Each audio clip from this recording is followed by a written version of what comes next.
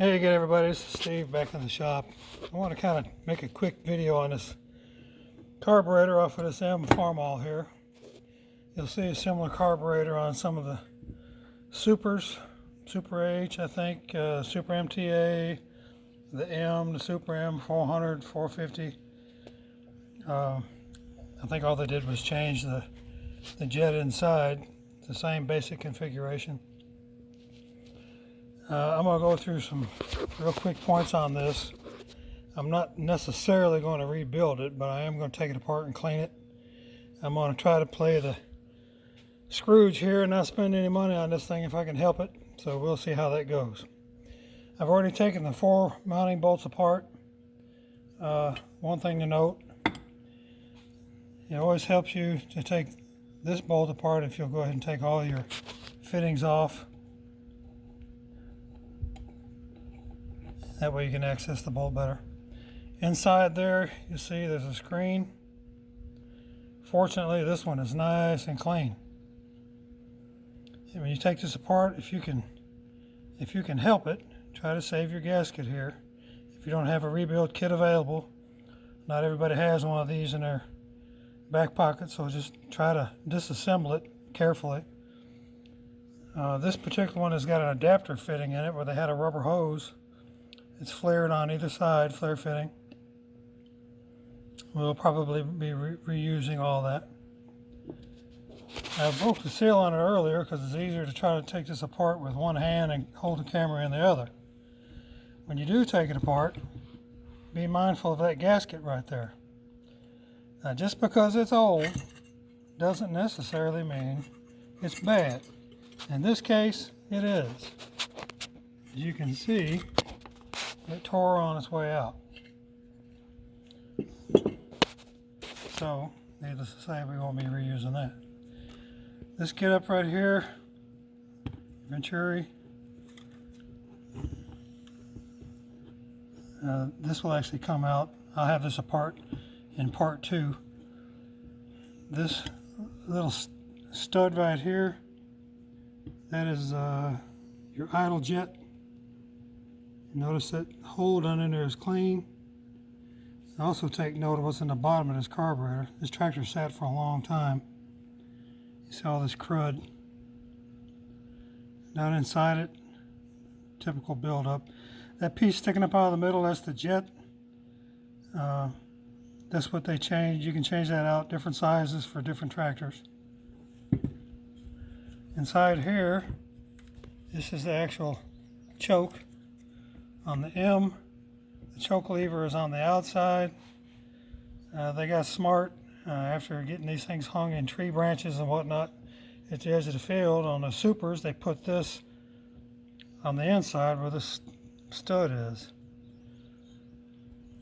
This one here, aside from being filthy, is functional.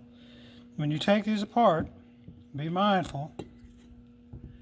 There is an actual, for lack of a better term, I'm going to call it a BB, or a tiny little bearing, right at the end of my finger here. The inside of this lever has got a dimple in it that will actually help to hold that lever in whichever position you've got it in. Right in this area right here, under this BB, there's a little spring. So if you take this apart, again, be mindful you don't lose the spring, you don't lose the BB, because that spring will actually, as you're pulling this out, the spring will actually push the BB out and you'll never even know it's gone. Fortunately, you can go to Walmart and buy a box of BBs for a Daisy rifle that are the same thing. I keep a bunch of those on hand because I've been known to do that a time or two. Right here, we'll be taking this out for cleanup purposes. That's your fuel adjustment. That's a drain.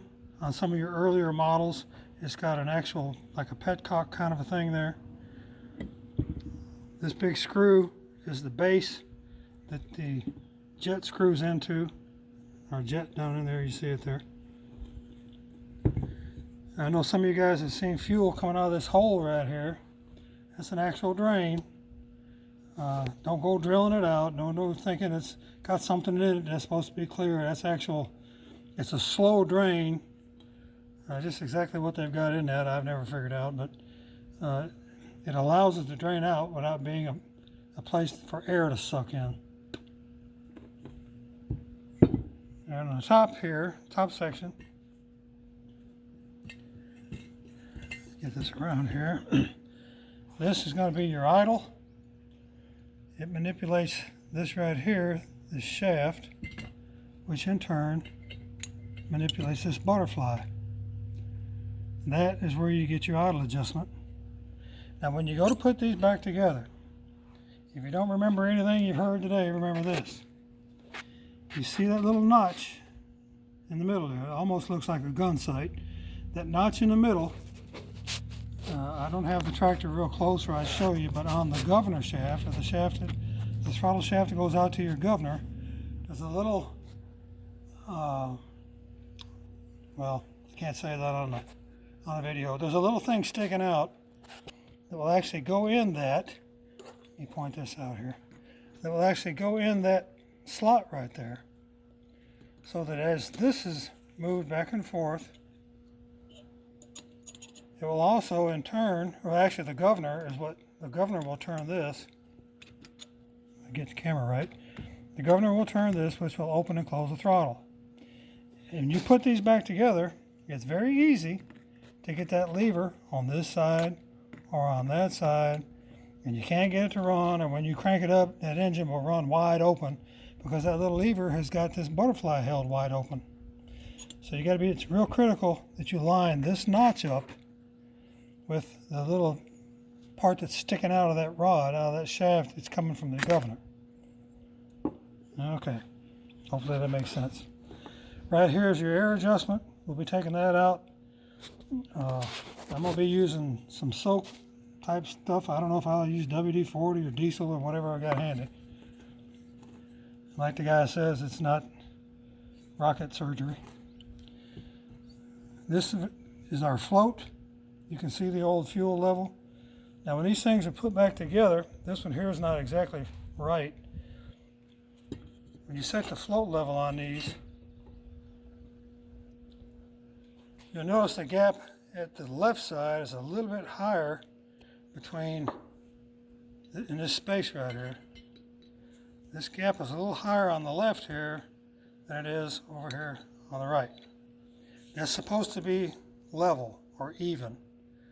That's going to be your correct rule of thumb, field work, shop work, without whipping out a bunch of measuring devices. If you'll get this side and this side level, perpendicular, whatever word you like, with the top of this surface right here, that's going to be a really good adjustment. Now when you go to adjust these, where they're sitting, don't go yanking up and down trying to bend them. You'll end up screwing up the needle valve. Now, it's hard to see, but there's a little, you see a little hump in there. That's an actual pin. If you notice here, it dropped out. That's a little needle inside that housing there. And again, I'll have all this torn out in part 2. That's the actual fuel cutoff. So when this closes, when the fuel level rises, pushes against this float, the float will push against that needle. The needle will stop the flow of gasoline coming into your carburetor. On these carburetors here, if you'll notice, there's a little rivet with a brass tag that's riveted to the body, to the housing. You see those numbers? That's actually what you use to get the correct kit, if you're buying a kit for these carburetors. Okay, we're going to cut this one off. I'm going to break it apart, clean it up, and we'll go into kind of a part 2 of this little video here. Thanks, and see you later.